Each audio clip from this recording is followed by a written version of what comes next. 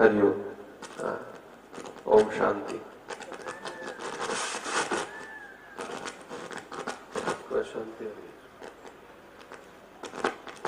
और भोजन मांगा कि महाराज बुभुक्षितो हम भिक्षाम दे, भूख लगी हुई है, आप मुझे कुछ दीजिए।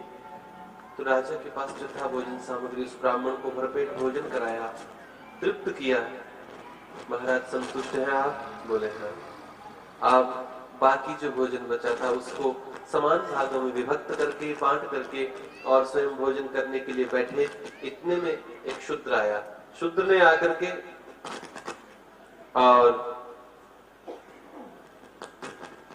उसी प्रकार से याचना की, महाराज मुझे भी और भूख बहुत लगी है, आपके पास कुछ खाने को हो तो दो। तो राजा ने अपना जितना भी भोजन सामग्री था वो सारी की सारी एकत्र करके और उस शूद्र को प्रदान कर दी। इसके बाद केवल इतना ही जल था जिससे एक व्यक्ति अपनी प्यास को बुझा सकता है, केवल इतना ही जल था।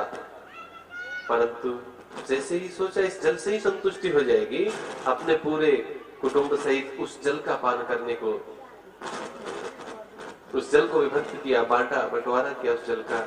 और जल पीने जैसे ही बैठे, इतने में दो कुत्तों को लेकर के एक चांडाल आया और गुहार लगाई, महाराज बहुत जोर से प्यास लगी हुई है, मुझे और मेरे इन दोनों स्वानों को, यदि आपके पास जल हो तो आप प्रदान कीजिए।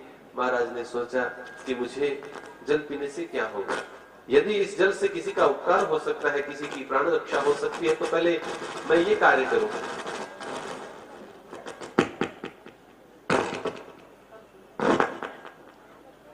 किसी प्रकार की कोई लीला थी या उनकी परीक्षा थी, ये सब क्या था? देवताओं ने स्वयं शूद्र, चंडाल और ब्राह्मण का वेश धारण करके धर्म की परीक्षा ली राजा रंतिदेव की, और वो अपनी परीक्षा में उत्तीर्ण भी हुए। देवता विवश होकर के उनको दर्शन देने के लिए आए। साक्षात ब्रह्मा, विष्णु और शिव वहां पर आए और उन्हें देखना पड़ा। राजा को वरदान देने आए, परंतु आत्मविजयी राजा को इस वरदान की क्या आवश्यकता? किसी प्रकार की आवश्यकता ही नहीं थी। नश्वर वरदान को तो चाहते ही नहीं थे। वो क्या कहते हैं कि न कामये हम गतिमीश्वरात् खिल देह भाजाम अंता स्थितो ये न भवन्त्य दुःखाः, अंतः स्थितो ये न भवन्त दुःखाः। ना तो मैं ईश्वर से आठों सिद्धियों की से युक्त उत्तम प्रकार की गति की इच्छा करता हूँ, और ना ही मुझे मोक्ष की इच्छा है। मेरी तो मात्र इतनी इच्छा है कि सभी प्राणियों के हृदय में मैं बस जाऊं और उनके सारे दुख को मैं समेट लूं, उनको दुख ना भोगना पड़े। यही इच्छा रहती है मेरी, बस यही इच्छा है कि जगत के जितने भी प्राणी है सभी दुख से मुक्त हो जाए और उनका दुख मैं झेल लूं। और यही इच्छा जो दूसरे के दुख दूर करने का प्रयत्न करता है, परमात्मा उसके दुखों को दूर कर दे। और आज का समय ऐसा कि व्यक्ति ये चाहता है कि मैं स्वयं सुखी हो जाऊं, चाहे सारे जगत को दुखी होना पड़े, चाहे सारे जगत को मैं दुखी कर दूं, पर ये न के प्रकार मैं कैसे सुखी हो पाऊं। इसी कोशिश में, इसी प्रयत्न में और दिन रात दौड़ता है, परंतु फिर भी जो सुख मिलना चाहिए, जिस सुख की प्राप्ति होनी चाहिए, वो सुख कदापि प्राप्त नहीं हो सकता। अब अंत में यदुराज के वंश का वर्णन है। यदुराज का वंश भी दिव्य है। इसी वंश में श्री कृष्णचंद्र भगवान ने अवतार धारण किया। राजन, अब सावधान हो जाओ। इस वंश की कथा को जो श्रवण करता है उसके वंश की वृद्धि होती है। यह है हरिवंश की कथा। आहुक के यहाँ पर दो पुत्र हुए, देवक और उग्रसेन। आहुक के दो पुत्र हुए, देवक और उग्रसेन। देवक ने 7 कन्याओं का विवाह वसुदेव के साथ में किया। वसुदेव और देवकी के यहाँ पर वसुदेव और देवकी के यहाँ पर 6 बालक हुए। रोहिणी की 7वीं संतान हुई। रोहिणी के द्वारा बलराम और 8वीं संतान के रूप में भगवान श्री कृष्ण स्वयं पधारे। परमात्मा जब जब पृथ्वी के ऊपर आते हैं तब तब भार उठाना पड़ता है, परंतु धर्म की संस्थापना के लिए, धर्म संस्थापनार्थाय और अधर्म के नाश के हेतु भगवान अवतार धारण करते हैं। भगवान कृष्ण 14 वर्ष तक बने पृथ्वी से अधर्म का आभार दूर करके और उसके बाद पांडव और कौरवों के युद्ध का आयोजन किया। इस प्रकार यहाँ पर सुखदेव भगवान ने राजा परीक्षित को ये कथा कहते हुए और नवम स्कंद को विराम दिया और कहा कि राजन, अब हम 10वें स्कंद में प्रवेश करते हैं। पृथ्व्या सवै भू गुरुभरं क्षपयन् कुरुणामन्तः समुत्थकलिना युद्धि भूपचम्वा तृष्ट्या विधूय विजये जयमुद्विघोष्य प्रोच्योद्धवाय च परं समगात् स्वधाम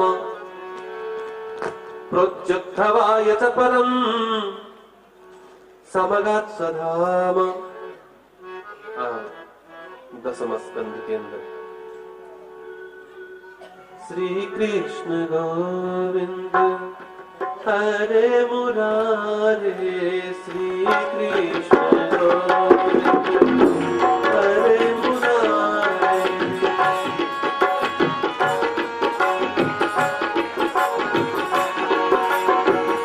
श्री कृष्ण गोविंद हरे मुरारे, हे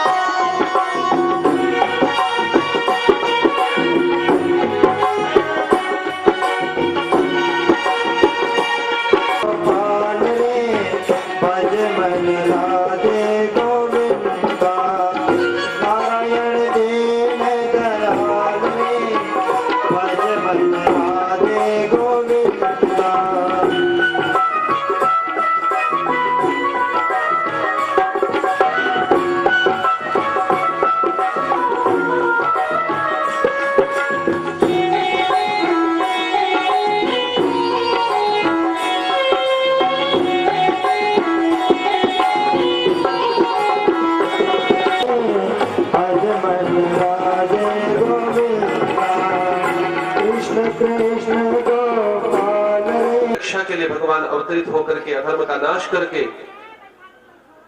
पुनः धर्म की संस्थापना करते हैं। अनेक अक्षौहिणी सेनाओं से युक्त राक्षस राजाओं से आक्रांत पृथ्वी का भार दूर करने के लिए और कुरुक्षेत्र मैदान को महाभारत का सम्रांगण बनाया और युद्ध क्षेत्र में अधार्मिक राजाओं की आयु और सेना का नाश करते हुए पृथ्वी का अनंत भार को उतार करके और अर्जुन को विजय घोषणा करा करके उद्धव के लिए तत्व ज्ञान का उपदेश करके और भगवान श्री हरि ने अपने परम धाम की ओर प्रस्थान किया था। राजन, कृष्ण की कथा जो है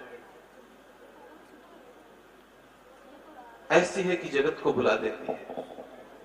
राजा परीक्षित जो है ना, इसका संसार मोह नष्ट हो सके, मन कृष्ण लीला में तन्मय हो सके, इसलिए और सुखदेव जी महाराज अब आगे की कथा का वर्णन करते हैं। जगत में रहना भी और जगत को भुलाना, ये दोनों के लिए श्रीमद् भागवत की कथा है। संसार तो सर्वत्र है, इसको छोड़कर कोई नहीं जा सकता, परंतु जहां भी जाए वहीं पर संसार आ जाता है। पर प्रभु की लीला और कथा श्रवण करने से मनुष्य अपनी सारी चित्त वृत्तियों को एकाग्र करके और प्रभु का भजन करने की सामर्थ्य को प्राप्त करता है। जब 10वें स्कंद को शुकदेव भगवान शुरू कर रहे हैं सर्वप्रथम श्लोक में, और शुकदेव भगवान कहते हैं निवृत्त तरसे रूपकीयमाना भवोषधात् श्रोत्र मनोभिरामात् कै उत्तम श्लोक गुणानुवादात् पुमान विरच्येत विना पशुघ्नात्। अब 5 दिन की कथा हो चुकी थी, सप्ताह की कथा कर रहे थे शुकदेव भगवान, तो 5 दिन की कथा हो चुकी थी और राजा परीक्षित बड़े ध्यान से एकाग्र होकर के और प्रभु की दिव्य कथा का रसपान कर रहे थे।